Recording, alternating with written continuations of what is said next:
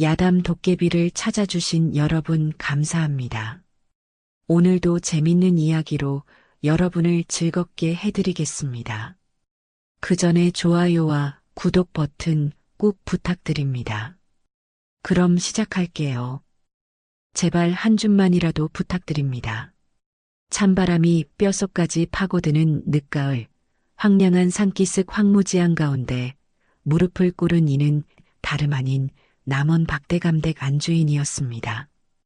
평생을 비단 치마저고리에 금가락지를 끼고 수십 명의 하인을 호령하던 그 여인이었으나 지금은 누더기 같은 무명옷을 걸친 채 흘바닥에 이마를 조아리고 있었습니다.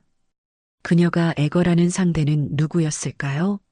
바로 3년 전 눈보라 몰아치던 그 밤에 아들 하나 낳지 못하는 것이 무슨 정실이냐며 호통을 치고 금비녀까지 빼앗아 맨발로 쫓아냈던 그 며느리, 이씨 부인 앞이었습니다. 사람의 운명이란 참으로 기이한 법입니다. 어제까지 권세를 휘두르던 이가 오늘은 밥 한 그릇에 목숨을 의지하고 어제까지 버림받던 이가 오늘은 수백 명의 목숨을 살리는 어른이 되어 있었습니다. 마을 사람들은 숨을 죽인 채 믿기 어려운 눈으로 그 충격적인 광경을 바라보았습니다. 아니, 저럴 수가 있단 말이오? 그토록 위세등등하던 박대감댁이 이제는 내쫓았던 며느리 앞에 무릎을 꿇다니. 이 놀라운 반전, 그 시작은 바로 한 여인의 잔혹한 버림에서 비롯되었습니다. 눈보라 치던 어느 겨울밤, 금비녀마저 빼앗기고 맨발로 대문을 나섰던 그 순간부터 기적의 이야기가 시작된 것입니다. 오늘 들려드릴 이야기는 조선 후기 충청도 깊은 산간 마을에 전해 내려오는 사연입니다. 탐욕으로 쌓은 권세가의 몰락, 그리고 한 여인의 눈물과 선행이 만들어낸 하늘도 감탄한 기적. 이제 그 이야기를 여러분께 풀어드리겠습니다. 충청도 깊은 산자락, 안개가 아침마다 계곡을 타고 흐르고 겨울이면 눈보라가 사흘씩 길을 막아버리던 오지 마을이었습니다. 이 고장에는 산속에 은맥이 흐른다는 소문이 돌았습니다. 소문은 권세가들의 귀에 들어갔고 그 중에서도 가장 먼저 발을 들인 집안이 바로 남원 박대감 집안이었습니다. 박대감은 한양에서도 손꼽히는 벼슬아치였고 권세와 재물을 한꺼번에 거머쥔 자였습니다. 겉으로는 충절과 효를 내세워 명문가로 칭송받았으나 속내는 탐욕과 위선으로 가득 차 있었지요. 우리는 남원 박씨로다. 대대로 나라에 충성을 바쳤고 이제는 이 땅의 은맥을 밝혀 문중의 번영을 이어갈 것이다. 대청마루에서 박대감이 하인들을 모아놓고 한껏 위세를 떨치던 그 시절, 사람들은 감히 고개를 들지도 못했습니다. 박대감은 그야말로 마을의 하늘 같은 존재였으니까요. 그러나 그 집안에는 늘 고개를 숙인 채 묵묵히 집안을 돌보는 정실 며느리가 있었습니다. 바로 이씨 부인이었습니다. 새벽 닭이 울기도 전에 일어나 제사 음식을 장만하고 배를 짜고 바느질을 하고 하인들의 대소사까지 살폈습니다. 온화하고 자상한 성품 덕분에 하인들은 오로지 그녀만을 진정한 마님으로 여겼습니다. 하나 세상 사람 늘 한 가지가 모자라기 마련입니다. 7년이 지나도록 아들을 낳지 못한 탓에 그녀는 시어머니의 눈밖에 나 있었습니다. 그해 가을 소실이 아들을 낳자 집안이 뒤집혔습니다. 대청에는 붉은 비단이 걸리고 북과 징이 울렸습니다. 시어머니는 손자루다 부르며 갓난아이를 끌어안고 그 얼굴에 환한 웃음을 띄었습니다. 하늘이 드디어 복을 내리셨구나. 이 아이야말로 우리 집안의 대를 이을 진짜 혈육이로다. 잔치상 너머 뒷마루에 무릎 꿇은 이씨 부인은 쓰라린 눈물만 삼켰습니다. 그날 밤 시어머니는 소실의 머리에 붉은 비녀를 꽂아주며 선언했습니다. 이제 너야말로 이 집의 진짜 안사람이다. 그리고는 차갑게 이씨 부인을 노려보았습니다. 7년이나 밥만 축냈구나. 이 집에 진짜 며느리는 아들을 낳은 자다. 내 자리도 내 옷도 모두 저 아이의 어미 것이로다. 오늘 해지기 전에 이 집을 나가거라. 하인이 낡은 보따리 하나를 두 손으로 조심스레 내려놓으며 눈을 감듯 고개를 숙였습니다. 그 순간 시어머니가 차갑게 말했습니다. 옷 몇 벌이니라. 이거라도 고맙게 여기거라. 이 씨 부인이 가진 것이라곤 머리에 꽂은 금비녀 한 가닥뿐이었습니다. 그러나 시어머니는 그것마저 빼앗았습니다. 박 씨 집안의 물건을 어찌 내가 가져가느냐? 그것도 내놓아라. 손이 떨렸습니다. 금비녀는 혼례 때 친정 어머니께서 눈물로 쥐어주신 유일한 유품이었습니다.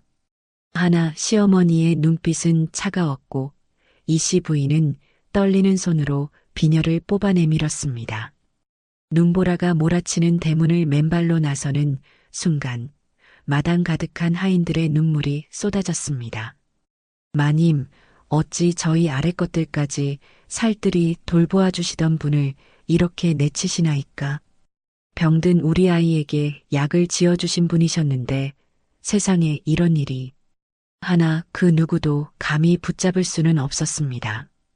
이 씨 부인은 그저 눈보라 속으로 홀로 걸어나갈 뿐이었습니다. 그날 이후 내쫓긴 며느리의 기구한 운명은 산속에서 새롭게 펼쳐지기 시작했습니다. 그리고 그것이 훗날 마을을 살리고 나라를 올리는 기적의 씨앗이 될 줄은 아무도 알지 못했습니다. 눈보라 몰아치는 길을 이 씨 부인은 홀로 걸었습니다. 보따리 하나를 품에 안았으나 그 속엔 옷 몇 벌뿐 삶의 의지조차 점점 옅어져 갔습니다. 앞으로 나는 어디로 가야 한단 말인가? 그녀가 떠올린 곳은 절이었습니다. 사람은 버려도 부처님은 버리지 않으시리라 그 생각 하나로 가파른 산길을 오르던 그때였습니다. 안개가 자욱하게 깔린 바위 틈에서 희미한 신음소리가 들렸습니다. 그녀가 놀라 고개를 돌리니 고승 한 분이 바위 아래 쓰러져 있었습니다. 몸은 피투성이었고 곁에는 부러진 지팡이가 흩어져 있었습니다. 산적들에게 습격당한 흔적이 역력했습니다. 숨결은 갑박에 끊어지고 있었습니다. 스님, 정신 차리십시오. 그녀는 맨손으로 고승을 부축하여 가까스로 산 아래 의원 집으로 향했습니다. 문을 열자 의원이 눈을 흘기며 말했습니다. 이 어른은 갈비뼈가 부러지고 출혈이 심하네. 치료는 할 수 있으나 약값 없이는 어려울 것이오. 그 순간 이 씨 부인은 손을 떨며 아무것도 없었습니다. 금비녀는 이미 빼앗겼습니다. 그녀는 입술을 깨물며 옷고름을 풀었습니다. 이 옷이라도 받아주시겠습니까? 의원이 고개를 저었습니다. 그깟 무명옷이 무슨. 그때 보따리 안쪽에서 작은 빛이 비쳤습니다. 친정 어머니께서 몰래 넣어주셨던 작은 옥비녀였습니다. 그녀는 떨리는 손으로 그것을 꺼내 의원 앞에 내밀었습니다. 이것밖에 없나이다. 제게 남은 유일한 것입니다. 부디 목숨을 살려주십시오. 의원은 옥비녀를 받아들고 고개를 끄덕였습니다. 좋소. 이 정도면 되겠소이다. 다음 날 붕대를 감은 가슴으로 고승은 의식을 차렸습니다. 그녀를 바라보며 힘겹게 말을 이었습니다. 그대야말로 기구한 처지일 터인데 어찌 이 늙은이를 구했소? 제가 누군가를 도울 수 있었으니 그걸로 족합니다. 누가 제 손을 잡아줄지는 모르나 저는 누군가의 손을 잡을 수 있으니. 고승의 눈에 깊은 빛이 어렸습니다. 그 마음이야말로 곧 복을 부르는 법이요. 나는 해안이라는 이름으로 불리는 자요. 관상과 의술을 좀 아는 이인인데 그대의 얼굴엔 아직 풀리지 않은 큰 운이 서려 있소이다. 해안 대사는 숨을 고르며 천천히 말을 이었습니다. 용문사 뒷산 계곡에 물길 좋은 땅이 있어. 겉으로는 황무지 같지만 내가 오래전 짚어둔 길지요. 조나 수수 같은 구황작물을 심어보시오. 그대의 삶이 그곳에서 다시 시작될 것이요. 해안대사는 다름 아닌 전국에서도 이름난 의승이자 지리의 밝은 이인이었습니다. 그 말은 예언이자 새로운 인연의 씨앗이었습니다. 내쫓긴 며느리에게 주어진 건 옥비녀 하나 없는 빈 보따리, 황무지한 떼기. 그것이 훗날 수많은 이들의 생명을 살리는 터전이 될 줄은 그 누구도 알지 못했습니다. 해안대사가 일러준 용문사 뒷산 계곡, 덩굴과 잡목이 뒤엉키고 바위와 자갈이 가득한 황무지였습니다. 사람들은 손사래를 치며 말했지요. 저런 황무지에 무슨 곡식이 나겠는가? 저 여인은 이제 끝났구나. 그러나 이 씨 부인의 눈에는 달리 보였습니다. 돌을 옮기면 흙이 보일 터, 흙이 보이면 생명이 자라리라. 첫날 움막에서 자려 했지만 바람이 틈새를 파고들어 새벽 내내 추위에 떨어야 했습니다. 둘째 날 산나무를 캐다가 가시에 찔려 손이 퉁퉁 부었습니다. 셋째 날 배고픔을 견디다 못해 나무 껍질까지 씹어 삼켰습니다. 이렇게 죽는 것일까? 몸은 쓰러질 듯 힘들었으나 마음만은 쓰러지지 않았습니다. 그녀는 호미를 잡고 돌을 하나하나 드러냈습니다. 손바닥은 갈라져 피가 배었고 손톱은 부러져 흙투성이가 되었습니다. 그러던 어느 새벽 손끝에 차가운 물줄기가 스며들었습니다. 바위 틈에서 솟아오르는 샘물이었습니다. 그 순간 그녀는 두 손 모아 외쳤습니다. 살아낼 수 있겠구나.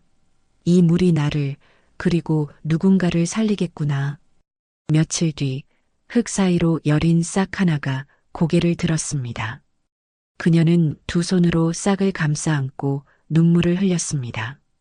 살아났다. 나도 이 땅도 살아났다. 그리하여 돌을 옮기고 흙을 고르고 씨앗을 심으며 계절은 흘렀습니다.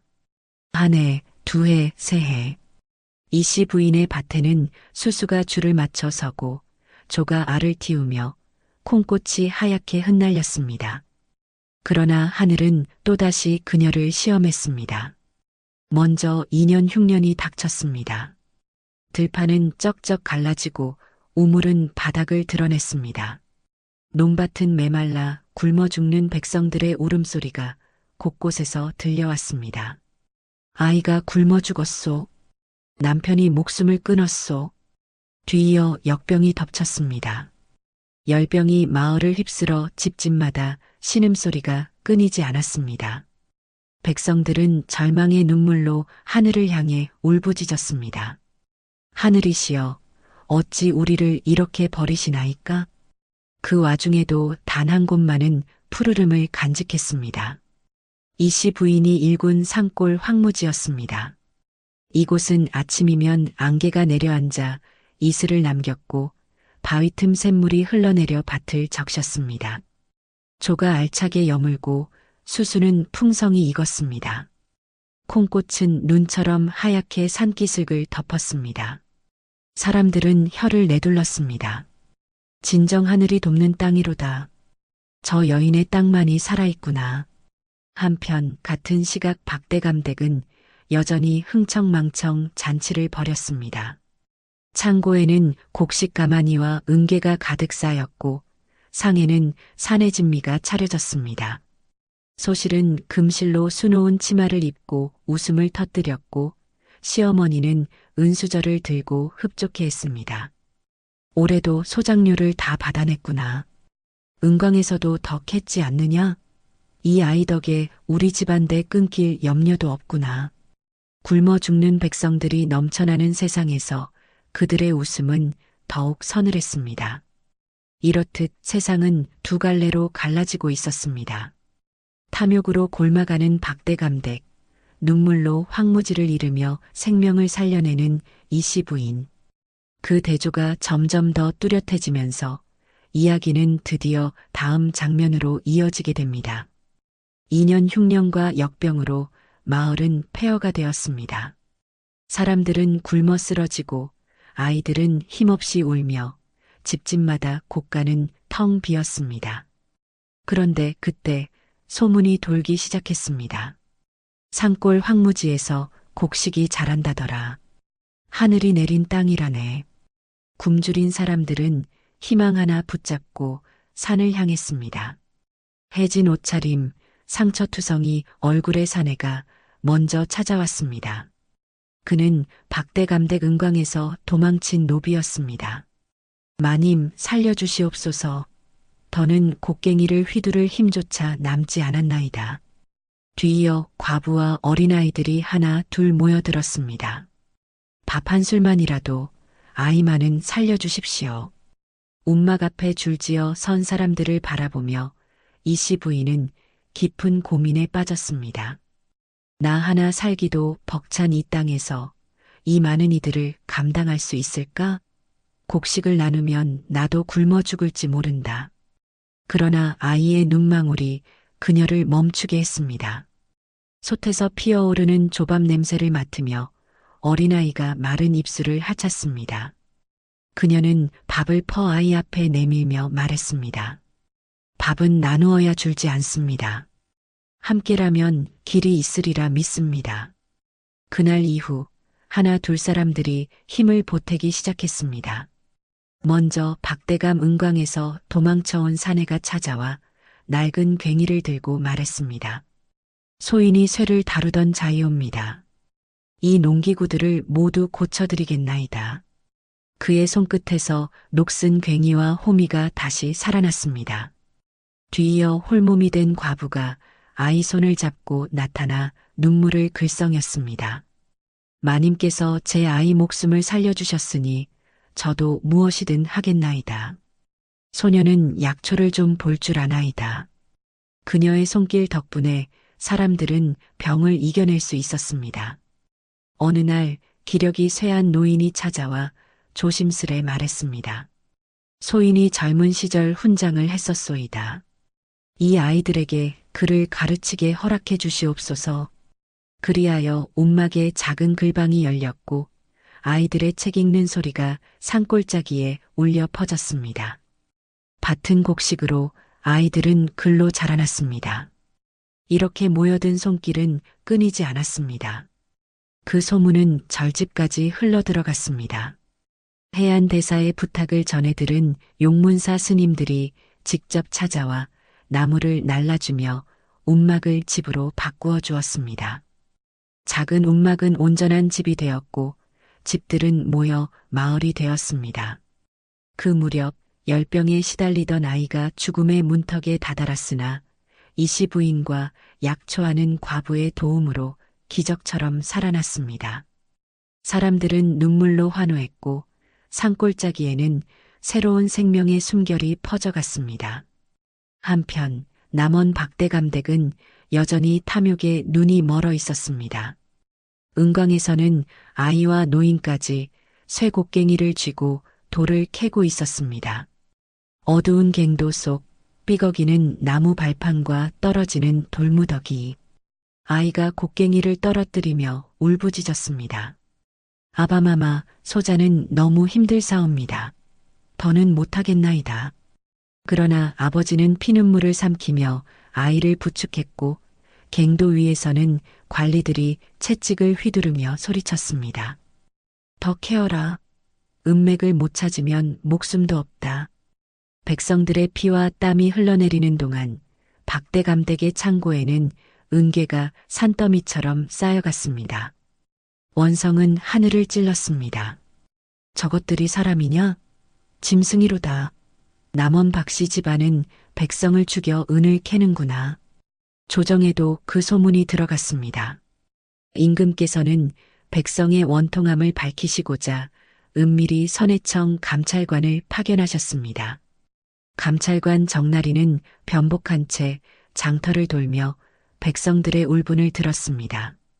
누군가는 아들이 은광에서 돌에 깔려 죽었다고 호소했고 또 다른 이는 노모가 곡식을 바치지 못해 굶어 죽었다고 통곡했습니다.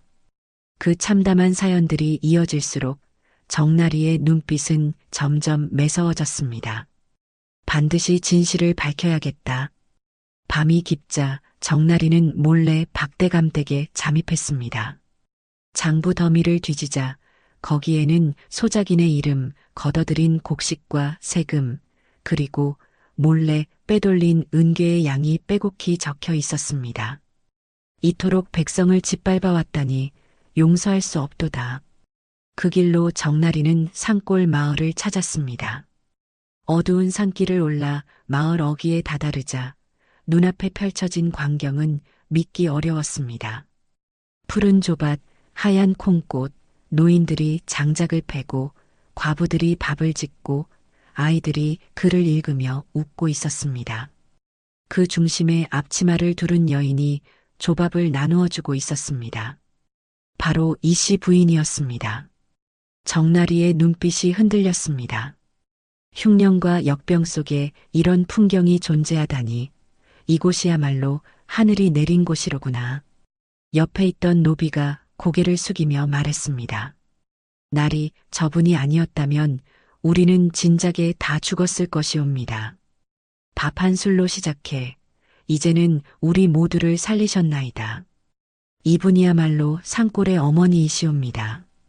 정나리는 눈시울이 뜨거워지며 고개를 끄덕였습니다. 백성을 살리는 이는 권세가 아니라 바로 저 여인이었구나. 정나리는 곧장 장계를 올렸습니다. 하나는 남원 박대감댁의 죄를 고발하는 장계, 다른 하나는 이씨 부인의 선행을 알리는 장계였습니다. 임금께서는 두 장계를 읽으며 얼굴이 붉어지셨습니다. 남원 박씨 집안이 백성을 희생시켜 은을 캐고 나라를 기망하였는데 내쫓긴 며느리가 도리어 백성을 살려내고 있었다니 이 어찌 하늘의 뜻이 아니겠는가. 임금께서는 자리에서 벌떡 일어나 외치셨습니다. 악은 벌하고 선은 상 주는 것이야말로 임금의 도리로다. 남원 박대감 집안을 엄벌에 처하라. 그 전답과 곡식을 몰수하여 백성에게 돌리고 산골 마을을 일군 여인에게 교지를 내려 전답을 하사하노라. 이 소식은 삽시간에 퍼졌습니다. 박대감댁은 몰락했고 이씨 부인의 이름은 온 고을에 울려 퍼졌습니다. 허나 정작 이씨 부인은 여전히 앞치마를 두른 채 아이들에게 조밥을 나누어 주고 있었습니다. 아이야, 많이 먹거라. 내일은 더 나을 것이다. 그 모습에 백성들의 눈에는 눈물이 차올랐습니다. 저분이야말로 진정한 어른이시로다. 이제 모든 운명은 마지막 대면을 향해 달려가고 있었습니다. 무너진 시어머니와 소실이 마침내 이씨 부인의 앞에 무릎 꿇는 순간이 다가온 것입니다. 산골 마을에 교지가 도착하던 날, 백성들은 모두 마당에 모여 숨을 죽였습니다. 관리들이 앞으로 나와 큰 소리로 전했습니다. 전하의 하명이시다. 산기슭을 일구어 백성을 살린 여인에게 교지를 내려 전답과 터전을 하사하노라.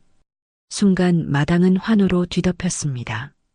백성들은 만세를 부르며 눈물을 흘렸고 아이들은 조밥을 쥐고 웃으며 울었으며 노인들은 땅에 이마를 대고 감사의 절을 올렸습니다. 한편 같은 시각 남원 박대감 집안은 하루아침에 무너졌습니다. 창고의 곡식과 은괴는 몰수되어 백성에게 나뉘었고 종들은 뿔뿔이 흩어졌습니다. 비단옷은 벗겨지고 위세는 흔적조차 없이 사라졌습니다. 탐욕으로 쌓은 권세는 결국 바람처럼 흩어진 것입니다. 그로부터 열흘쯤 지난 뒤 산골 입구에 초라한 무리들이 나타났습니다. 누더기를 걸친 시어머니와 소실, 그리고 아이들이었습니다. 시어머니는 땅에 무릎을 꿇고 흐느끼며 말했습니다. 모든 죄가 다 소녀에게 있나이다. 허나 제발 저 아이만은 살려주시옵소서. 사람들은 숨을 죽였고 모두의 시선이 이씨 부인께 향했습니다. 그녀는 잠시 말없이 곡식 자루를 들어 올리더니 시어머니 앞에 내려놓으며 담담히 말했습니다. 굶주린 이를 외면했다면 저 또한 여기까지 오지 못했을 것이옵니다. 그 순간 사람들은 깨달았습니다. 참된 복수란 원망이 아니었습니다. 끝내 남을 살리는 것, 그것이야말로 하늘이 내린 뜻이었습니다. 시어머니는 땅바닥에 이마를 찌으며 통곡했습니다. 소녀가 얼마나 큰 죄를 지었는지 이제야 알겠나이다. 소실 역시 아이를 안고 눈물을 흘렸습니다. 마님의 은혜를 잊지 않겠나이다. 이씨 부인은 고개를 들어 하늘을 바라보았습니다. 하늘은 모든 것을 보고 계셨나이다. 악행은 반드시 벌을 받고 선행은 반드시 보답을 받는 법이옵니다.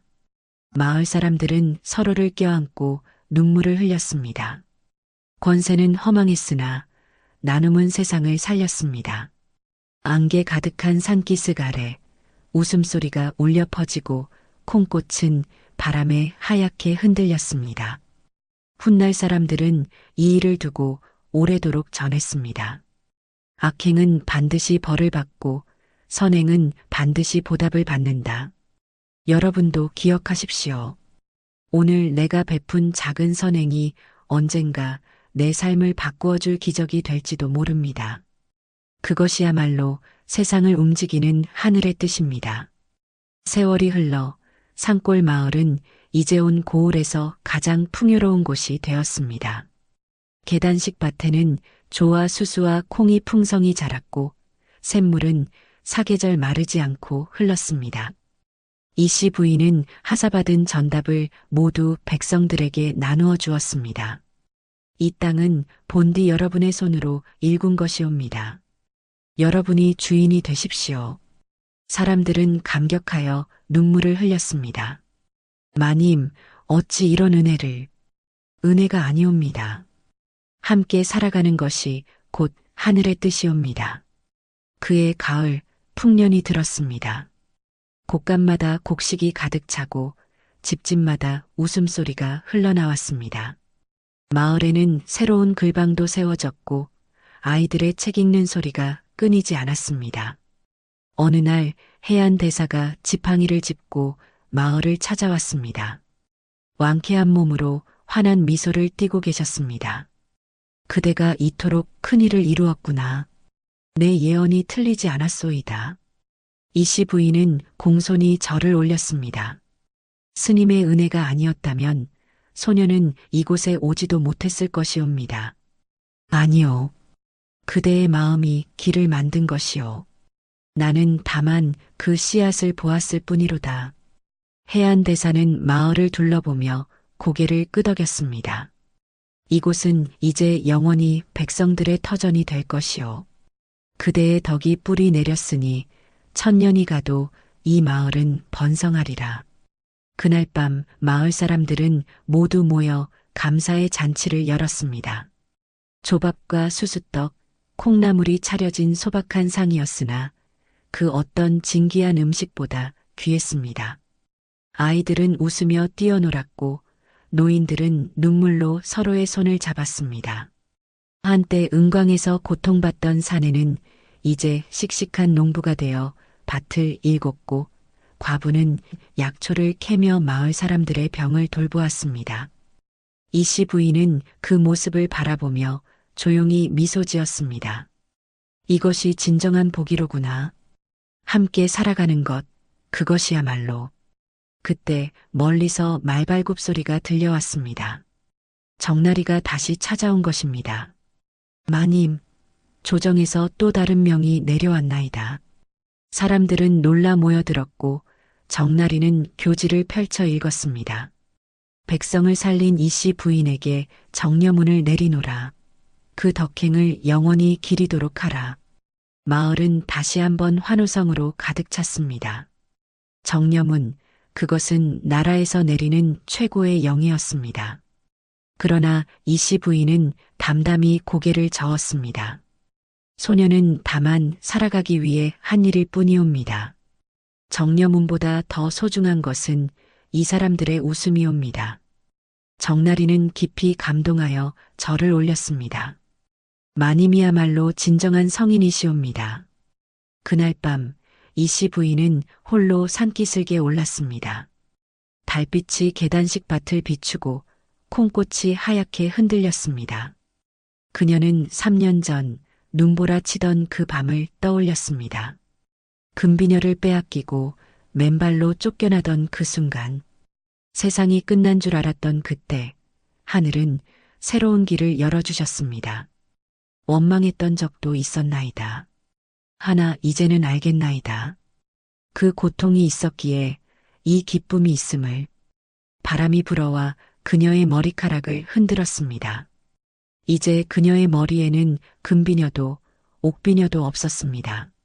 하나 그 무엇보다 값진 것을 얻었습니다. 바로 사람들의 진심이었습니다. 다음 날 아침 마을 입구에 정려문이 세워졌습니다. 덕행이 시지려 4글자가 새겨진 붉은 현판이 아침 햇살에 빛났습니다. 마을 사람들은 모두 모여 절을 올렸고 아이들은 그 현판을 우러러보며 물었습니다. 저 글자가 무슨 뜻이옵니까? 늙은 훈장이 대답했습니다. 덕을 베푼 이씨 부인을 기리는 문이란다. 너희도 저분처럼 살아가거라. 남을 살리는 것이야말로 가장 큰 복이니라. 시간은 흘러 이씨 부인은 마을의 어른으로, 고을의 어른으로 존경받았습니다. 그녀가 지나가면 사람들은 모두 허리를 굽혀 인사했고 아이들은 달려와 치맛자락을 붙잡았습니다. 한편 시어머니와 소실은 마을 끝자락 작은 움막에서 살았습니다. 이씨 부인은 그들에게도 곡식을 나누어 주었고 아프면 약을 지어 주었습니다. 어느 날 시어머니가 이씨 부인을 찾아와 땅에 엎드려 울었습니다. 소녀는 평생 이 죄를 갚아도 부족할 것이옵니다. 이씨 부인은 그녀를 일으켜 세우며 말했습니다. 어머마마, 이제 그만 일어나십시오. 과거는 과거일 뿐이옵니다. 남은 날들 함께 평안히 사십시다. 시어머니는 그 손을 붙잡고 통곡했습니다. 탐욕이 만든 권세는 무너졌으나 용서가 만든 평안은 영원했습니다. 세월이 흘러 이씨 부인이 세상을 떠난 뒤에도 산골 마을은 여전히 풍요로웠습니다. 사람들은 대대로 그 이야기를 전했고 정려문은 100년이 지나도 그 자리에 서 있었습니다. 옛날 옛적에 금비녀를 빼앗기고 쫓겨난 며느리가 있었다네. 하나 그 며느리는 원망 대신 선행을 택했고 황무지를 일고 수백 명을 살렸다네. 탐욕으로 쌓은 권세는 하루아침에 무너졌으나 나눔으로 쌓은 덕은 천년을 갔다네. 아이들은 그 이야기를 들으며 물었습니다. 할아버지, 그럼 진짜 복수는 무엇이옵니까? 노인은 정려문을 가리키며 대답했습니다. 진짜 복수는 원수를 무너뜨리는 것이 아니란다. 끝까지 사람으로 남아 남을 살리는 것이지. 그것이야말로 하늘이 내린 뜻이니라. 달빛이 산골 마을을 비추고 콩꽃은 여전히 하얗게 흔들렸습니다. 계단식 밭에는 조와 수수가 바람에 일렁였고 샘물은 사계절 마르지 않고 흘렀습니다. 그곳에는 이제 원망도 탐욕도 없었습니다. 오직 나눔과 평화만이 영원히 자리했습니다. 여러분 기억하십시오. 세상에서 가장 강한 힘은 권세가 아니라 선행이옵니다. 오늘 내가 베푼 작은 나눔이 훗날 세상을 바꾸는 기적이 될지도 모릅니다. 악행은 반드시 벌을 받고 선행은 반드시 보답을 받습니다. 이것이야말로 하늘이 정하신 세상을 움직이는 영원한 이치이옵니다. 세월이 흘러 산골 마을의 명성은 온 나라에 퍼져나갔습니다. 충청도뿐 아니라 경상도, 전라도에서도 사람들이 찾아왔습니다. 굶주림에 지친 이들, 관아의 횡포에 시달리던 이들, 삶의 희망을 잃은 이들이 하나 둘 산길을 올랐습니다. 저곳에 가면 살 수 있다더라. 이씨 마님이 계신 곳에는 하늘의 복이 있다더라. 이씨 부인은 찾아오는 이들을 한 명도 돌려보내지 않았습니다. 마을은 점점 커졌고 계단식 밭은 산 너머까지 이어졌습니다. 사람들은 서로 돕고 나누며 살았고 그 누구도 굶주리지 않았습니다. 어느 봄날 한양에서 높은 벼슬아치가 행차해 왔습니다. 백발의 노대신이었습니다. 그는 마을 어귀에서 내려 천천히 걸으며 주위를 둘러보았습니다. 아이들이 글을 읽고 여인들이 배를 짜고 사내들이 밭을 가는 모습, 그 어디에도 굶주림이나 절망은 보이지 않았습니다. 노대신은 이씨 부인을 찾아와 깊이 절을 올렸습니다. 소씨는 병조판서 민 아무개라 하옵니다. 부인의 덕행을 듣고 이렇게 먼 길을 찾아왔나이다. 판서 나리께서 어찌 이런 산골까지. 소신의 고향도 흉년으로 백성들이 굶어 죽어가고 있사옵니다. 부인께 가르침을 구하고자 이렇게 왔나이다. 어찌하면 백성을 살릴 수 있사옵니까? 이씨 부인은 잠시 생각하더니 밭으로 판서를 안내했습니다. 나리, 이것을 보십시오. 이 땅도 처음엔 돌투성이 황무지였나이다.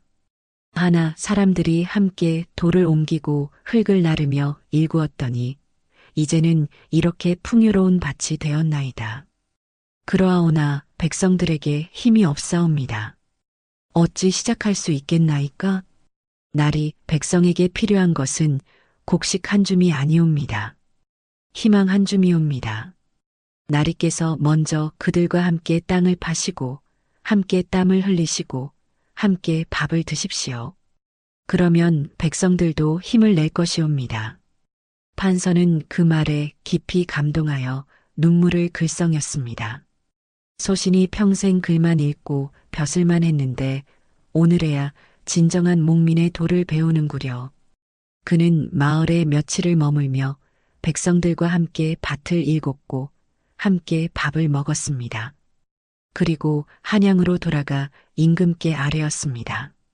전하, 소신이 산골에서 성인을 배웠나이다. 이씨 부인이야말로 이 시대의 진정한 스승이옵니다. 전하께서 직접 교지를 내리시어 온 나라가 그 가르침을 본받게 하소서. 임금께서는 크게 기뻐하시며 다시 교지를 내리셨습니다.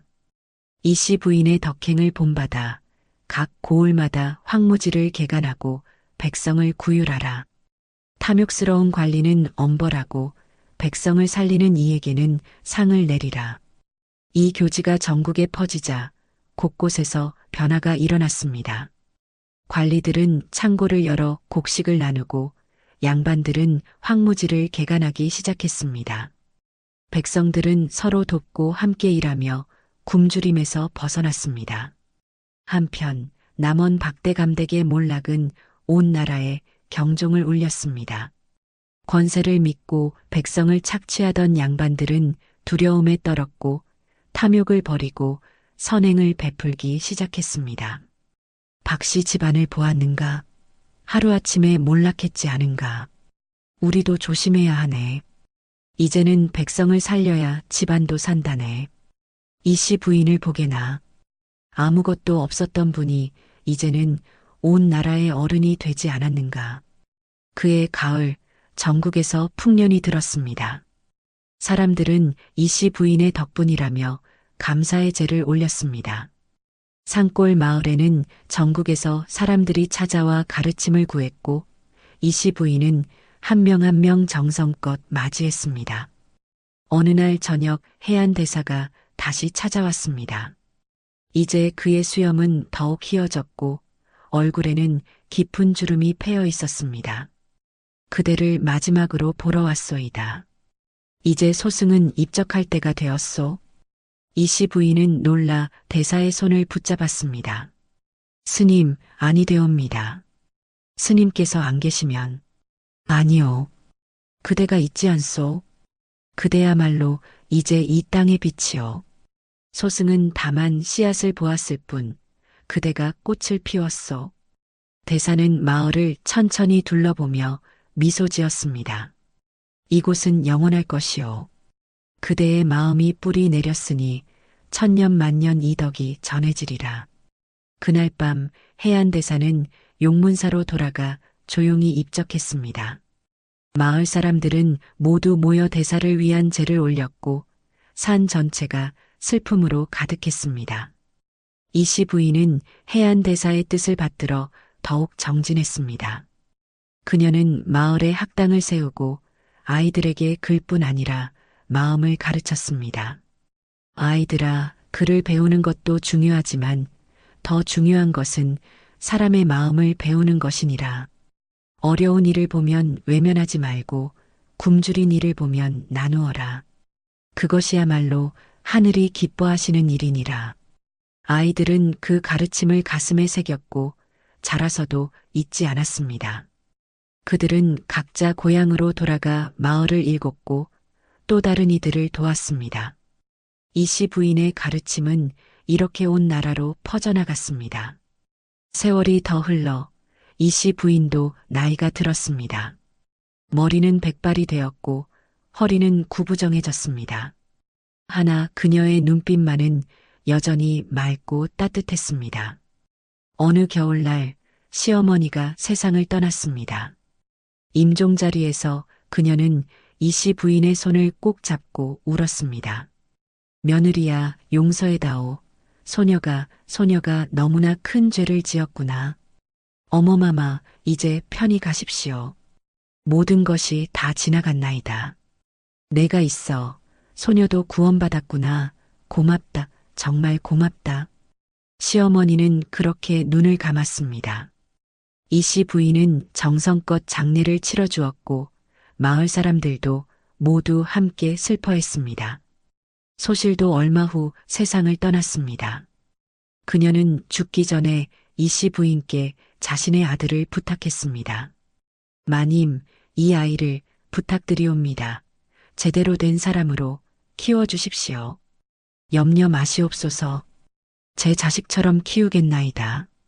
이씨 부인은 약속을 지켰습니다. 소실의 아들을 친자식처럼 키웠고 그 아이는 훗날 훌륭한 선비가 되어 많은 백성을 도왔습니다. 이씨 부인이 여든을 바라보던 어느 봄날 온 나라에서 사람들이 모여들었습니다. 임금께서 특별히 사신을 보내 그녀의 덕을 기리는 큰 잔치를 열었습니다.